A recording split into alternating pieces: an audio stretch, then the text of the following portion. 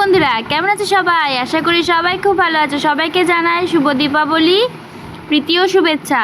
তো দেখতে দেখতে কালী পুজো চলে গেল আর ভাইফোঁটাটাও চলে গেল। তো আমি এই ভিডিওটা শ্যুট করে রেখেছিলাম কালী পুজোর দিন। কালী পুজোতে আমি প্রত্যেক বছর আমি উপোস করি, পুজো দিই, অঞ্জলি দিই। তো আমি এই শাড়িটা পরেছিলাম কালী পুজোর দিনে, সেটা তোমরা অনেকেই দেখেছো ভিডিওতে। তো যেহেতু আমি একটু মন্দিরে যাব, তাই জন্য আমি হালকা টাচ আপ দিয়ে নিচ্ছিলাম। তো বেশি কিছু মেকআপ করিনি। আর বন্ধুরা, তোমরা এর আগে আমি যতবার মেকআপের ভিডিও দিয়েছি তোমরা দেখেছো যে আমি 10% নাইসিনামাইড ডার্মাডকের সিরাম ইউজ করতাম। বাট ওটা অ্যাজ ইউজুয়াল ভালোই, বাট আমার স্কিন টাইপে ওটা শ্যুট করছিল না অতটাও, কারণ আমার একনি প্রবলেম, প্রচুর অয়েলি স্কিন। তো আমার দরকার ছিল একটু যাতে আমার স্কিনটা হাইড্রেটেড অ্যান্ড ড্রাই থাকে, কারণ অতিরিক্ত অয়েলের জন্য আমার প্রচুর পিম্পলস হতো। আমি ইউটিউবে অনেক ভিডিও দেখতাম যাতে পিম্পলসটা একটু রিমুভ করা যায়। তো তখন আমি পেয়ে গেলাম ডার্মাকোর 10% ভিটামিন সি অ্যান্ড 5% নাইসিনামাইড সিরামটা। বন্ধুরা, তোমরা ইউজ করে দেখো, মানে আমি কি বলবো, আমি ইউজ করার পর যা রেজাল্ট পেয়েছি আর কিছু বলার নেই। তোমরা আমার স্কিনটা দেখতেই পাচ্ছ, আমার একদম মুখে পিম্পলস আর অ্যাকনি প্রবলেমটা অনেকটা কমে গেছে। তো যাই হোক, আর এখানে দেখো আমার মা আমার শাড়ি ঠিক করে দিচ্ছিলো, কারণ আমি নিজে তো শাড়ি পরতে পারি না, আমার মাই আমাকে শাড়ি পরিয়ে দেয়।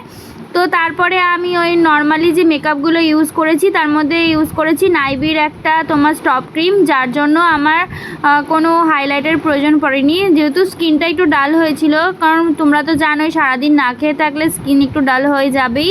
তো তারপরে আমি সিরামটা লাগিয়ে একটু ময়শ্চারাইজার লাগিয়ে নিয়ে তারপরে স্টপ ক্রিমটা লাগিয়ে হালকা পাউডার লাগিয়ে, পাউডার আমি তো কোনো রকম লুজ পাউডার ইউজ করতে পারি না, বিকজ আমার একনি হয়ে যায়, আমার কিছু ইউজ করা যায় না, এত সেন্সিটিভ স্কিন। যাই ইউজ করব তারপরে মুখ ভর্তি হয়ে যাবে র্যাশেস অ্যান্ড পিম্পলসে।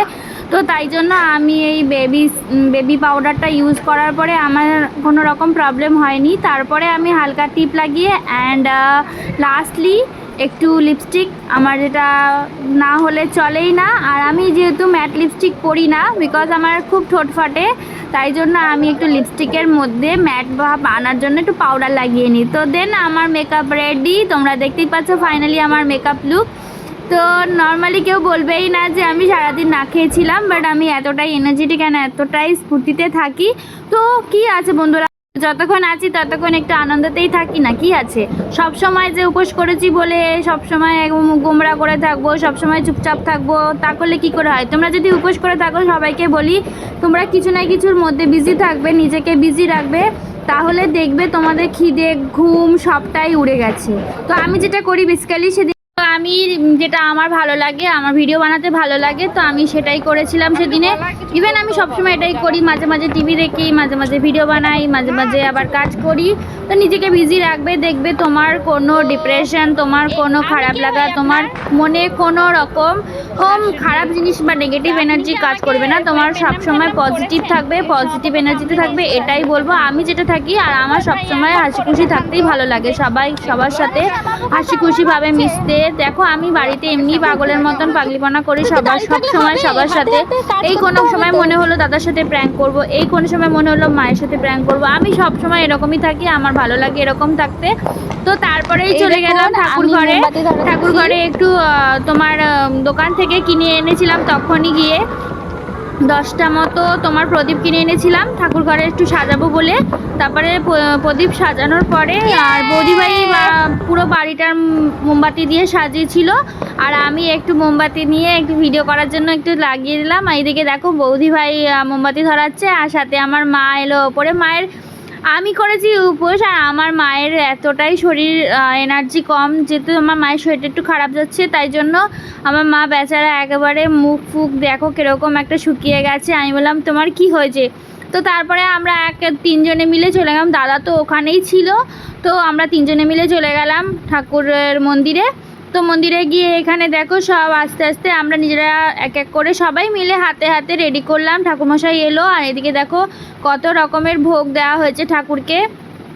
তো দিয়ে আমরা সবাই এদিকে মোমবাতি সাজানো, প্রদীপ সাজানো হচ্ছিল। তো আমি এদিকে ভিডিও করে নিলাম টুক করে, মাঝে ফটো তুলে নিলাম কয়েকটা। তারপরে দেখো পুজোটা দেখো তোমরা, এখানে হচ্ছে যজ্ঞ হচ্ছে, সব কিছু শেষে যজ্ঞ হচ্ছে। তো পুজো প্রায় কমপ্লিট, পুজো হতে হতে প্রায় রাত বেজে গিয়েছিল তোমার 1:30 তো বেজেই গিয়েছিল পুজো শেষ হতে হতে। তারপরে তো নিয়ম আছে 108টা প্রদীপ জ্বালাতে হয়, আর তোমরা দেখলেই প্রদীপগুলো সাজানো হয়েছিল তখন। আর এখন দেখো প্রদীপগুলো জ্বালানো হচ্ছে, কি সুন্দর লাগছে না বন্ধুরা। তো আমার তো কালী পুজো বেশ ভালোই কেটেছে, তোমাদের কেমন লেগেছে আমাকে কমেন্ট করে জানিও। আর সবার আমার ভিডিও ভালো লাগলে একটা প্লিজ কমেন্ট করো। তো আজকের মতো টাটা, সবাই ভালো থেকো, সুস্থ থেকো।